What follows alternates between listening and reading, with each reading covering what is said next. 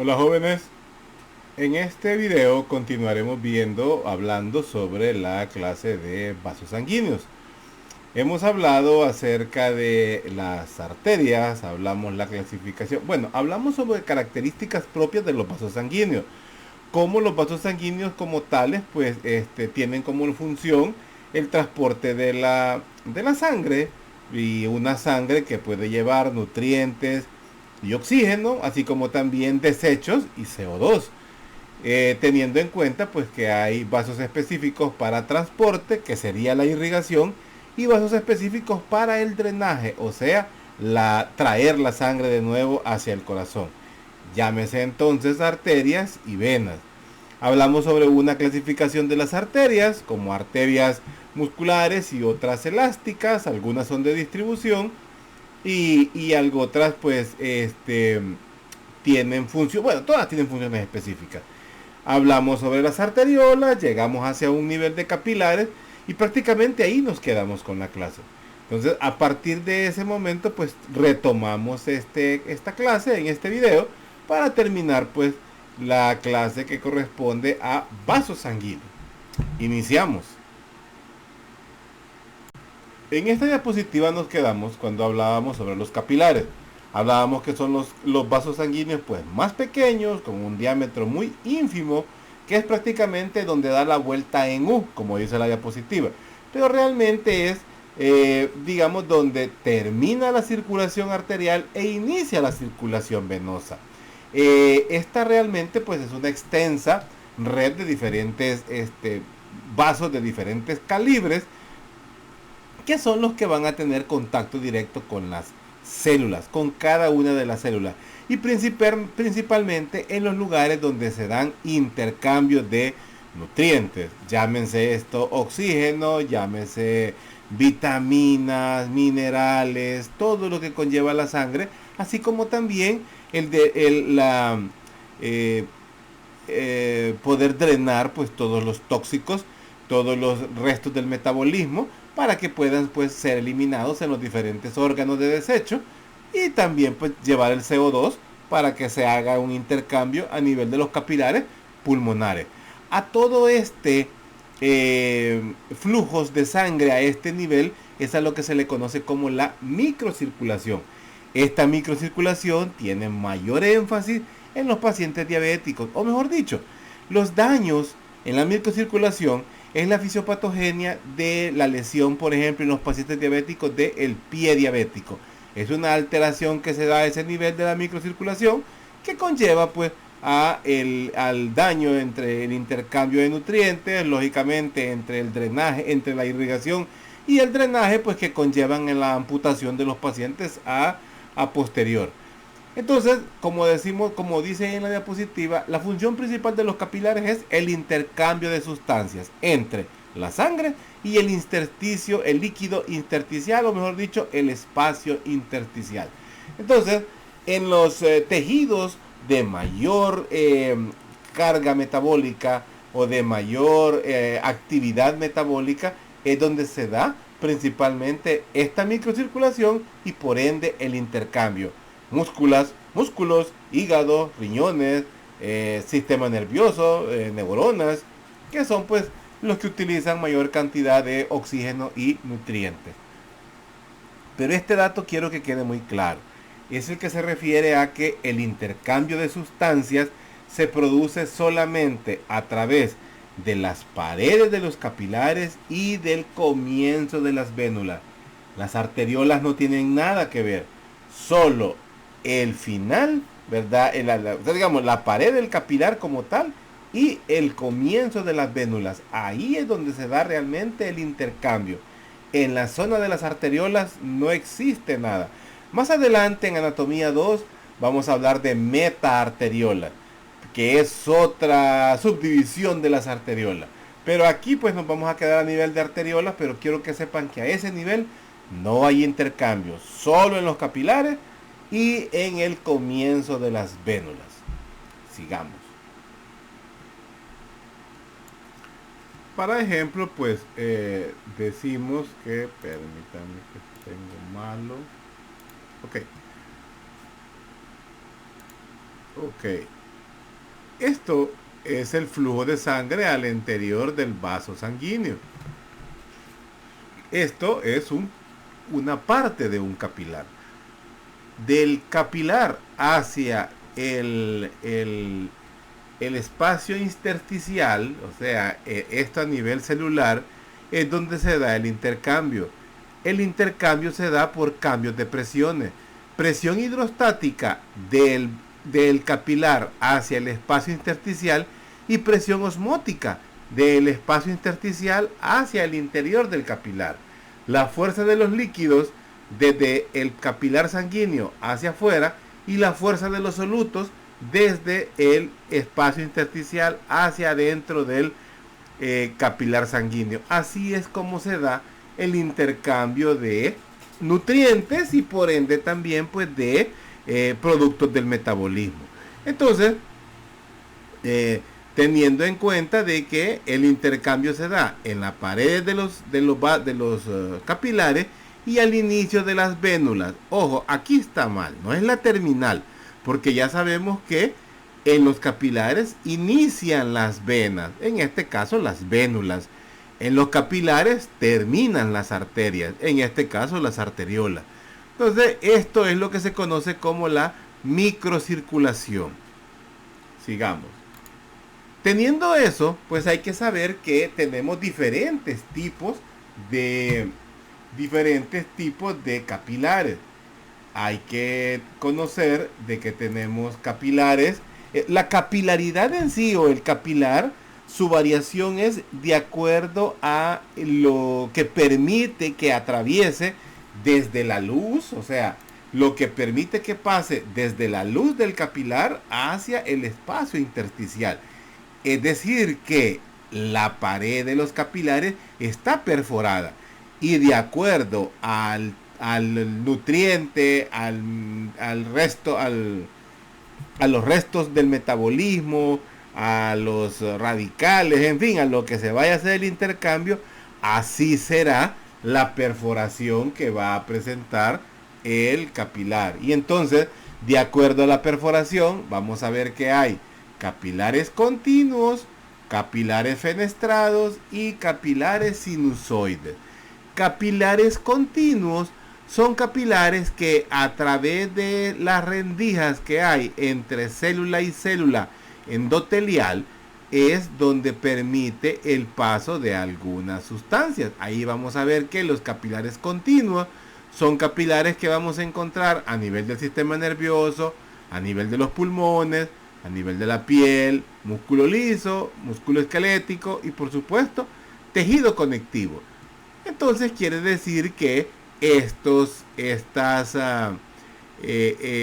aberturas o estas perforaciones que presenta el capilar continuo es para el intercambio de oxígeno, CO2, por ejemplo. Luego tenemos capilares fenestrados. Capilares fenestrados son capilares perforados o fenestras. Esto viene a simular como un colador, por decir así, con agujero fino. Estos se encuentran en riñones, vellosidades del intestino, plexo coroideo de los ventrículos del cerebro. Esto es a nivel donde se forma el líquido cefalorraquídeo, en los procesos ciliares de los ojos, en la mayoría de las glándulas endocrinas. O sea, los capilares fenestrados es para que pasen moléculas un poco más grandes que las que permiten los capilares continuos. Y nos vamos a las sinusoides, que como pueden verlo ustedes son perforaciones grandes. Estos se encuentran en el vaso, adenohipófisis, glándulas suprarrenales, glándulas paratiroides, hígado, vaso, médula ósea. Aquí principalmente hay intercambio ya de células a este nivel. Pueden pasar kilomicrones, pueden pasar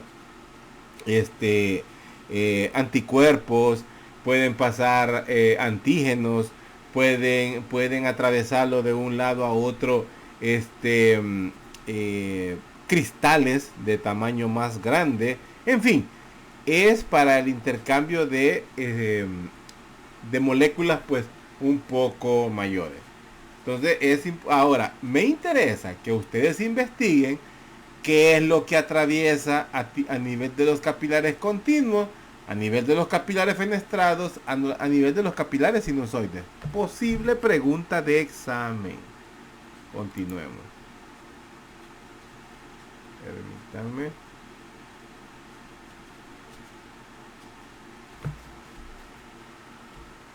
Algo muy importante que hay que conocer es que el sistema arterial tiene una función que es la de irrigar. Esa función de irrigar tiene que estar asegurada para todas las partes del cuerpo, para cada una de las células. Entonces el sistema arterial tiene una organización que le permite asegurar esa irrigación. Perdón. La mayoría de los tejidos del cuerpo van a recibir sangre de más de una arteria. ¿Por qué? Porque estas hacen una organización que se llama anastomosis. Una anastomosis es esta unión.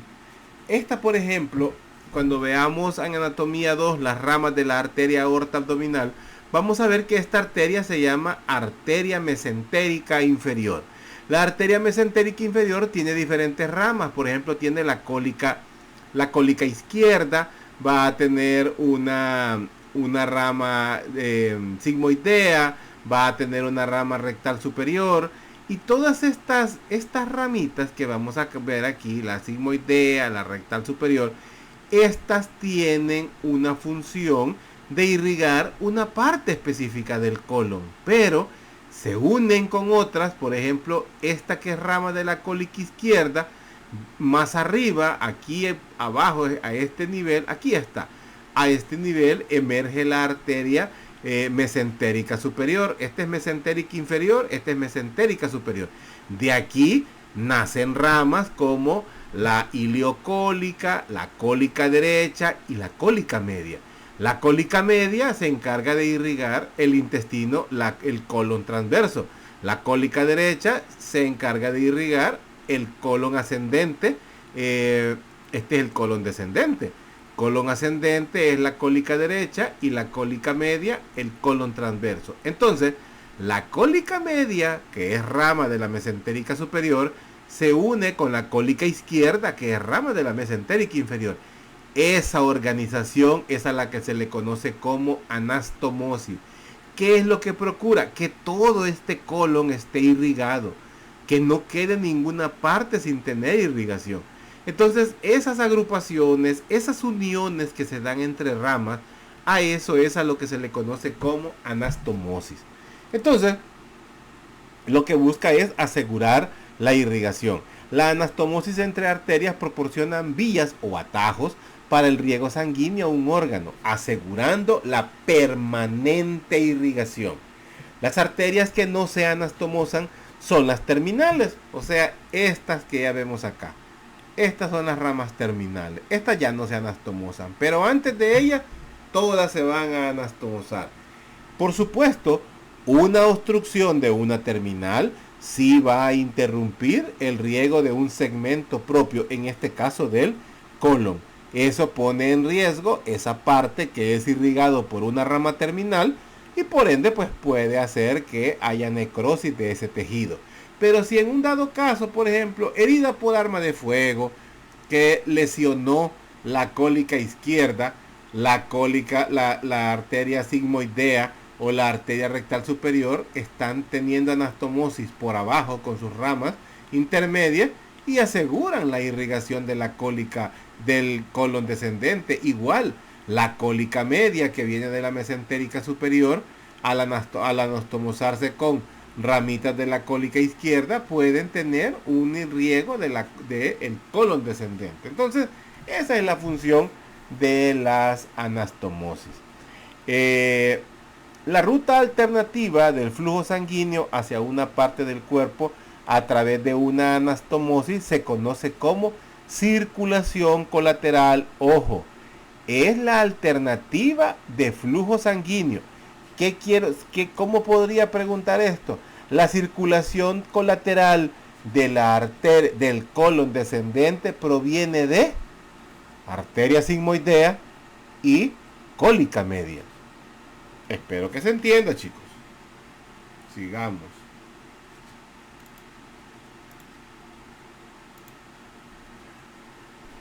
Terminamos arterias, terminamos capilares. Hablemos de las vénulas. Arteriolas, este es lo que les decía del término de metaarteriola, pero no nos vamos a meter hasta ahí. Arteriolas, capilar y inicio de las vénulas. Comienza una vénula y para dar a formar las venas como tal. A la inversa, las vénulas y las venas tienen paredes delgadas que no logran mantener su forma. Lo veíamos en la diapositiva allá en clase, que las vénulas vienen a ser como a veces cuando nos dan una pajilla, un popote que se ve aplastado, así se ven las venas y las vénulas.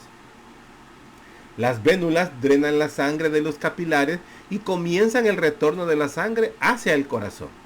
Funcionan como importantes sitios de intercambio de nutrientes, ya lo vimos, intercambio de nutrientes, detritos, investiguen qué detritos, y migración pues de leucocitos. Por ello pues forman parte de la unidad de intercambio microcirculatorio junto con los capilares. Las vénulas junto a los capilares son la unidad de intercambio microcirculatorio. Las paredes delgadas de las vénulas postcapilares y las vénulas musculares son los elementos más distensibles del sistema vascular. Esto les permite expandirse y actúan como excelentes reservorios para la acumulación de grandes volúmenes de sangre. A diferencia de lo que se cree que posiblemente en las arterias es donde esté la mayor parte de la sangre, eso no es cierto. Son las vénulas, porque por su capacidad de distensión vienen a ser los excelentes reservorios para la acumulación de grandes volúmenes de sangre. Las venas, a medida las venas van aumentando de tamaño, o sea, acordemos que las venas tienen tributarias, que son venas más de calibre más pequeño que se van uniendo para ir formando las venas de mayor calibre. A medida los cambios que se le van ahí aunque se vaya haciendo más gruesa, hablemoslo en término coloquial, se vaya haciendo más gruesa una vena, los cambios en la estructura no van a ser tan evidentes. ¿Qué quiero decir? Su pared no va a aumentar. O sea, el cambio en la estructura de la vena va a ser siempre el mismo. Podría ser que la vena se vea de mayor calibre, sí, pero su pared no cambia mayormente. Las venas pues tienen paredes más delgadas en relación a su grosor. Ojo con eso. O sea, que aunque sea más gruesa, aunque veamos una vena cava inferior gruesa, su pared como tal es muy delgada. Al igual que las arterias pues tienen 3 capas, pero el grueso de estas capas es mucho menor al de las arterias. Eso pues ya lo habíamos visto. Esta es una pared de una arteria con su capa íntima bien identificada, con su capa media y con su capa externa o túnica externa, con una media voluminosa. Y vamos a ver la vena, ni por cerca, ¿verdad?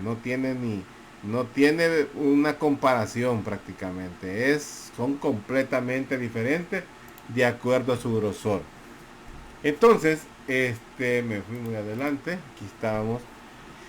Las venas pues tienen la capacidad para distenderse y adaptarse a las variaciones de volumen y a ciertos cambios de presión. Pero las venas no juegan un papel importante en la presión arterial. Su mismo nombre lo dice, presión arterial. El calibre de la luz de una vena es mayor que el de la arteria. Ojo con eso. Las venas al interior, en su luz, en su lumen, es mayor en comparación al lumen de una arteria. Aunque el aspecto de una vena siempre lo vamos a ver como colapsada, o sea, aplanada. Realmente pues es por la capacidad de adaptarse que vemos eso. La diferencia de presión entre una arteria y una vena se evidencia en el flujo de sangre. Si ustedes por cosas del destino al tratar de puncionar una vena para administrar un medicamento, puncionan una arteria, se va a sentir la diferencia. Presentan válvulas las venas, ¿verdad? Que son estas válvulas que vemos acá. Presentan válvulas que son pues delgados pliegues de la túnica interna, es decir, del endotelio. Y eso pues tienen unas cúspides, que son estas, las cúspides, que vienen a ser como solapa. Una solapa es la parte de tela que presentan las chamarras, las chumpas que le cubren la cabeza. Eso es una solapa. Pues esa forma tienen las cúspides, o también llamadas valvas de las válvulas venosas. La presión sanguínea baja en las venas hace que la sangre que está regresando al corazón se enlentezca, o sea que no tenga fuerza y fácilmente pueda hasta retroceder la sangre.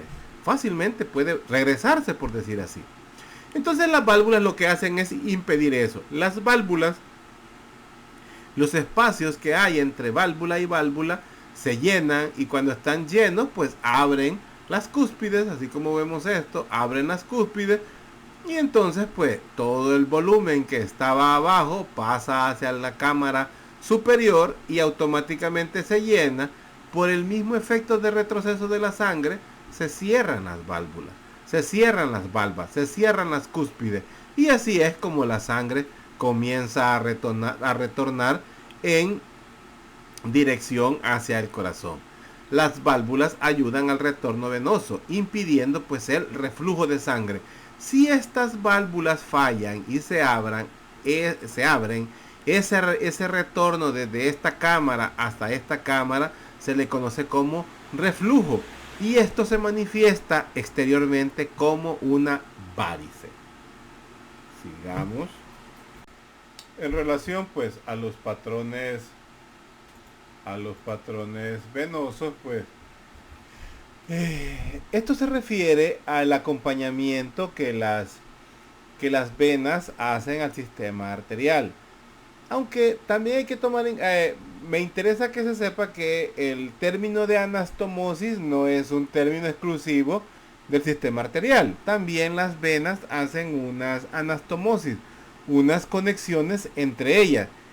Esto de venas anastomóticas no tiene nada que ver con tributarias. Son cosas muy diferentes. Las tributarias son venas que se van uniendo para formar venas más grandes. Las anastomosis o las venas anastomóticas son venas que sirven para unir dos patrones venosos. Por ejemplo, la que existe en la vena mediana o la vena cubital que encontramos en el antebrazo, específicamente en la fosa cubital. Esta es una conexión que hay entre el patrón de la vena cefálica con la vena basílica.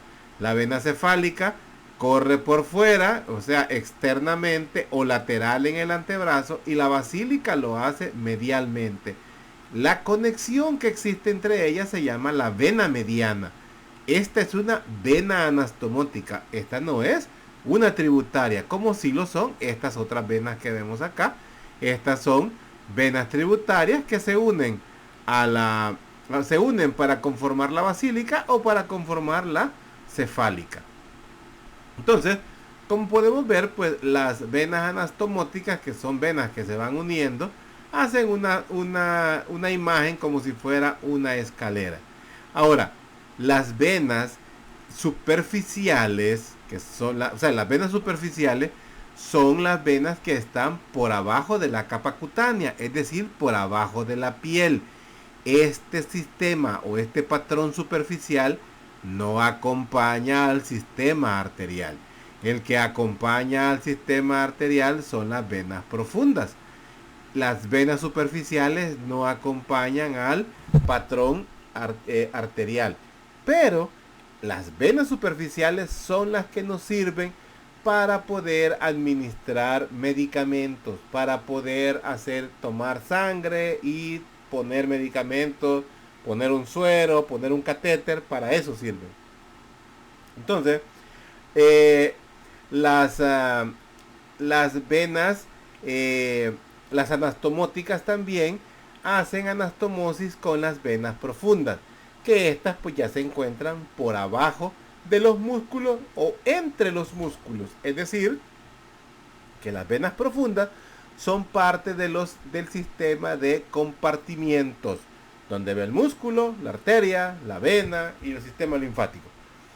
En los miembros superiores, las venas superficiales son mucho más grandes que las profundas, y estas son las que sirven para,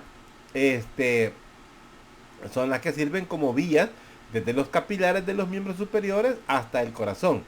En los miembros inferiores es todo lo contrario. Las venas profundas sirven de vía de retorno de la sangre. En algunos individuos, pues las venas superficiales se observan como tubos de color azulado por abajo de la piel. Esas son las venas que se ven. Tiene mucho que ver pues con el color de la piel, y es un efecto de la refracción de la luz el que las veamos a veces de color morado. No es sangre morada la que cursa por ahí. Entonces, recapitulando, en el miembro superior, las venas superficiales son las que llevan la sangre hacia el corazón. En el miembro inferior, las venas profundas son las que llevan la sangre hacia el corazón. ¿Ok? Sigamos. Entonces, aquí vemos la clasificación de los vasos sanguíneos.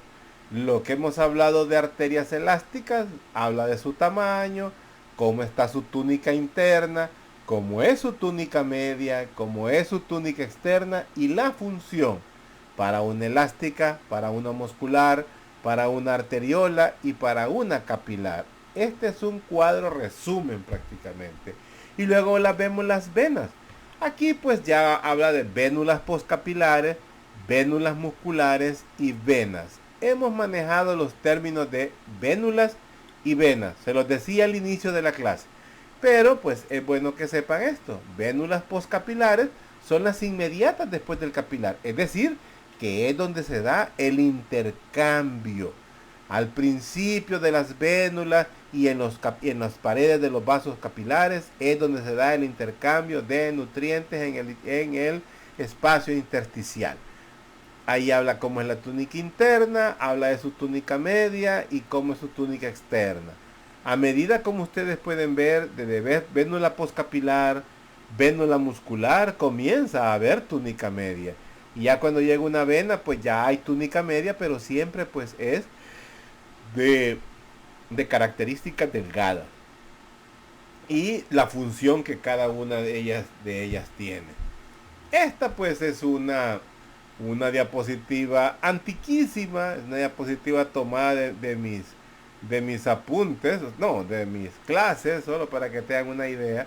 Pero son términos que todavía son válidos. Las arterias llevan sangre del corazón a los tejidos, nacen en los ventrículos y terminan en los capilares. La sangre que corre por ellas es oxigenada, sus paredes son más anchas y elásticas, son más profundas las arterias, su recorrido es más rápido, se dirigen por impulsos de la sístole y la diástole, y como excepción la arteria pulmonar lleva sangre cargada de CO2. Las venas devuelven la sangre de los órganos al corazón, nacen en los capilares y terminan en las aurículas. Su sangre es contaminada con CO2 y desechos celulares, para que vean lo antiquísimo que es de utilizar un término de contaminación. Sus paredes son más delgadas y tienen válvulas esfinterianas. Las esfínteres son las válvulas de las que hablamos, que se llaman cúspides o también se conocen como valvas. Son más superficiales, su recorrido es más lento y como excepción la vena pulmonar trae sangre cargada de oxígeno. La distribución de la sangre. El 100% de la sangre pues son aproximadamente 5 litros. ¿Cómo está? ¿Dónde se encuentra la sangre? Si lo vemos en los diferentes reservorios que tiene el cuerpo humano, llámese esto vasos pulmonares, es decir, arterias y venas pulmonares, el corazón como tal, las arterias, arteriolas de todo el cuerpo, los capilares como tal y las venas y las vénulas. y podemos ver que en los vasos pulmonares un 9% de los 5 litros. En el corazón un 7%, es una ínfima cantidad. En las arterias y arteriolas un 13% y en los capilares un 7%. Pero si vemos las venas y las vénulas, que son los verdaderos reservorios de sangre, hay 64%. ¿Por qué? Las vénulas tienen capacidad de distensión. Es donde se contiene la sangre, es donde el flujo es más lento. Por ende es donde va a haber más sangre. El 64% de los 5 litros representa el 3.2% de toda la sangre. 3.2 litros, perdón. 3.2 litros es la cantidad de sangre que está dentro de las venas y las vénulas. Anoten ese dato. 3.2 litros es lo que se encuentra de sangre en venas y vénulas. El intercambio capilar ya lo hablábamos que tiene que ver con dos fuerzas, la hidrostática y la presión hidrostática y la presión osmótica. La misión del aparato cardiovascular es mantener la sangre fluyendo. O sea, el corazón lo que va a tratar es de que la sangre siempre esté en movimiento. Las arterias y las venas es el sistema de tuberías que permite ese flujo, teniendo como la vuelta o el retorno los capilares. Por cada bombeo de la sangre es que se va moviendo, por cada bombeo del corazón es que se va moviendo la sangre.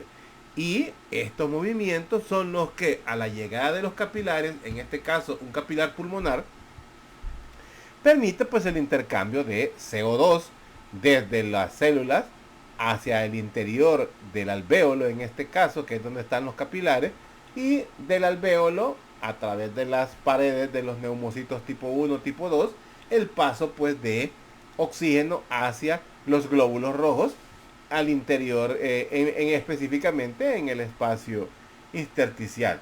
Entonces, el intercambio que se da a ese nivel es debido a tres mecanismos. El primero es la difusión simple, transporte pasivo, no ocupa energía.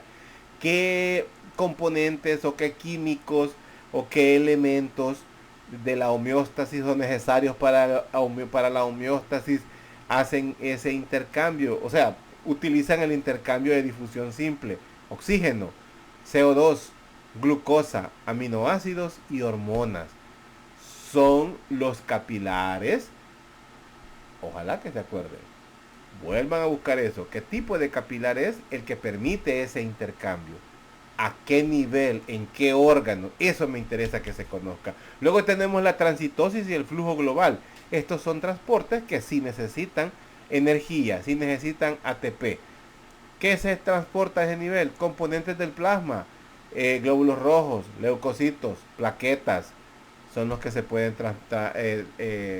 transitar o pueden pasar de un lado a otro de la membrana. La insulina, ciertos anticuerpos también.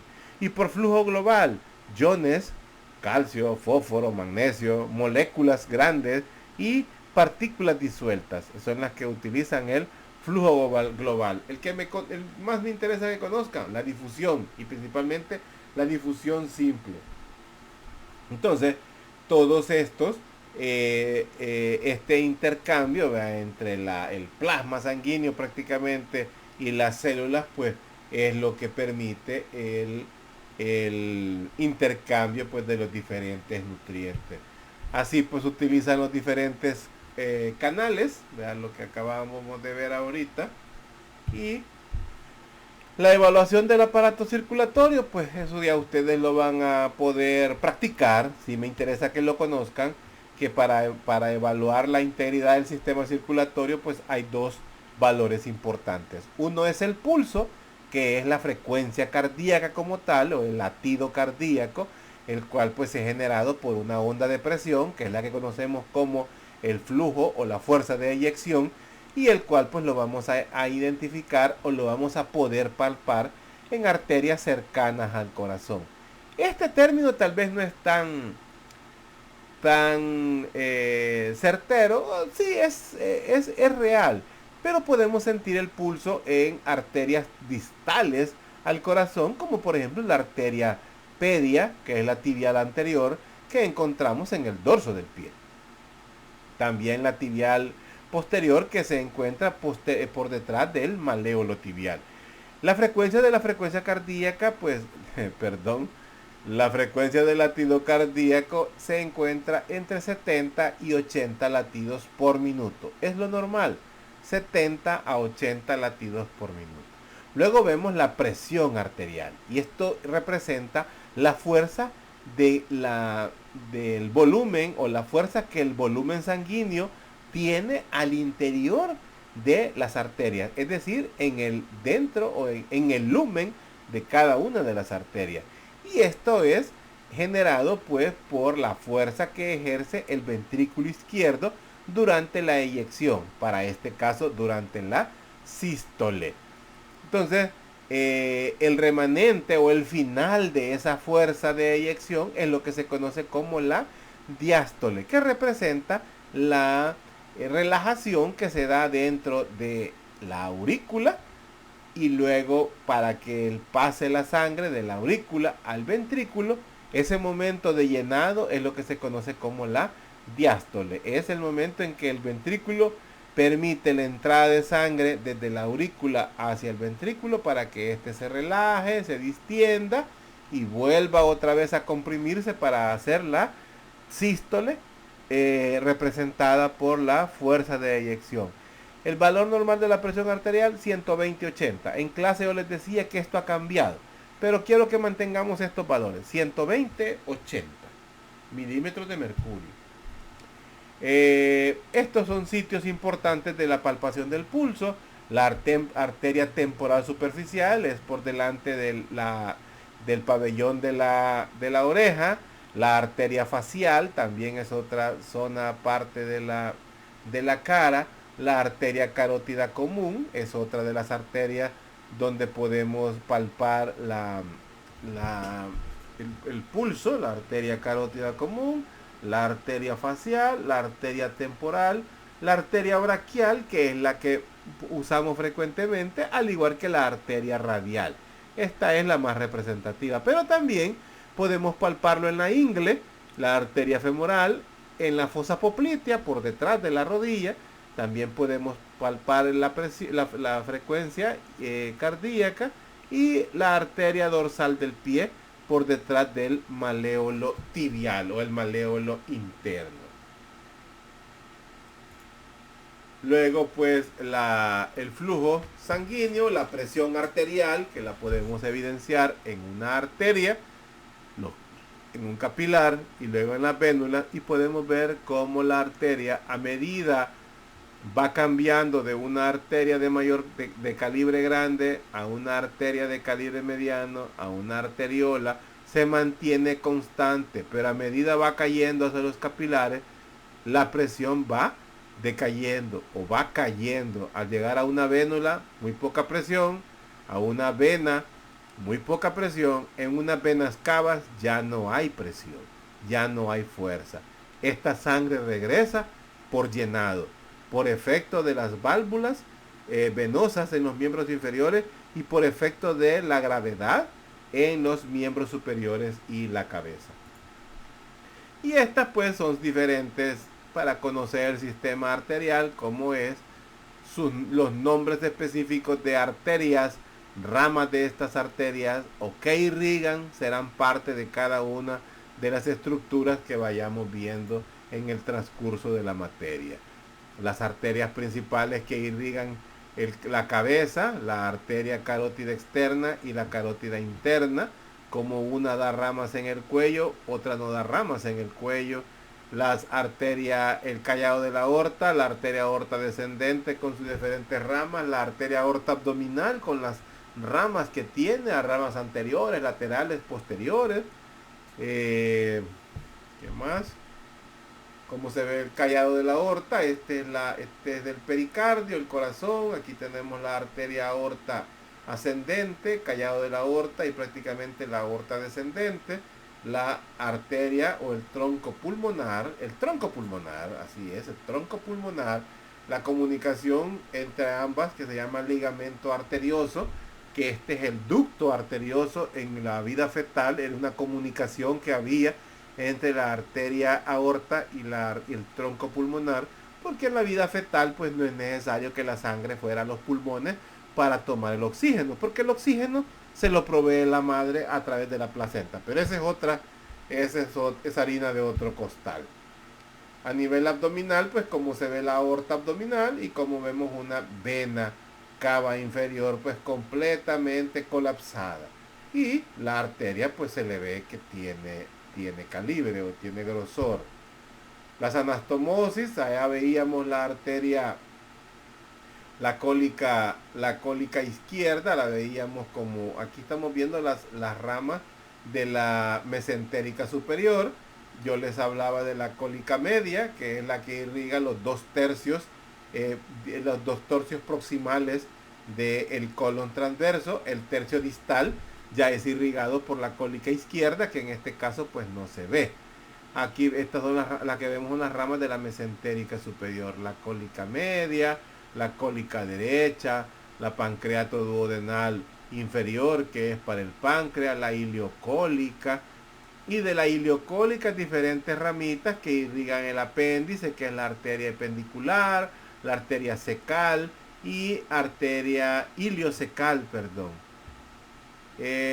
Las arterias ilíacas primitiva, derecha, izquierda, y luego pues la que se hace arteria al pasar la arteria ilíaca externa, al pasar el ligamento inguinal se convierte en arteria femoral.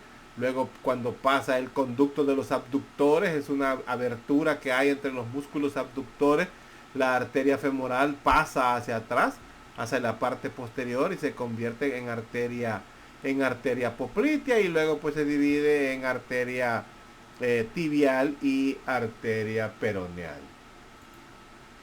Igual, el sistema venoso pues es similar, el retorno venoso, las venas que drenan el cráneo, ya a nivel craneal al interior pues ya son senos, es la forma como se hace el drenaje a través de senos, que los veremos más adelante. La vena basílica que hablábamos, y la vena cefálica, y por supuesto la vena cubital media, que viene a ser una vena anastomótica. El drenaje a nivel abdominal, gracias a las venas ilíacas común derecha y común izquierda, juntos con las internas, para formar la vena cava superior, inferior, y la vena cava superior por unión de la